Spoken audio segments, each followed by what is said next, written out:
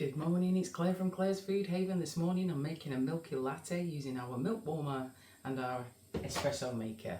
So first step, I'm going to put some milk into the milk warmer. These are absolutely brilliant. You turn them on, you leave them, and they turn off automatically when the milk's up to temperature. And you get a lovely frothy milk. Just going to pop that on now. Just press the button. And that's doing its thing. Next step, I'm going to make the coffee, so I'm going to empty out the stuff that I did earlier.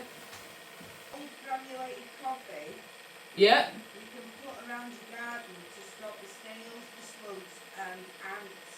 Oh, that's handy to know. Handy to know. Fresh coffee here. The Hive in Garliston, they give away their coffee, they save it up and give it away to the local gardeners. Oh, that's nice. That's a local cafe in Garliston called The Hive. They give away their coffee waste to local gardeners, so they can help keep away the pests like slugs in the garden. So I've got the espresso ready to go in the machine. There we go.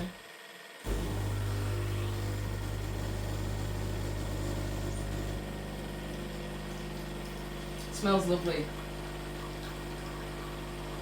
Real coffee.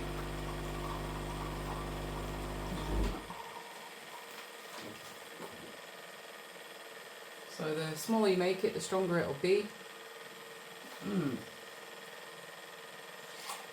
Put that in a cup, ready to have the milk poured on top. The coffee I'm using at the moment is this stuff. It's lovely. It's very dark. It's rich.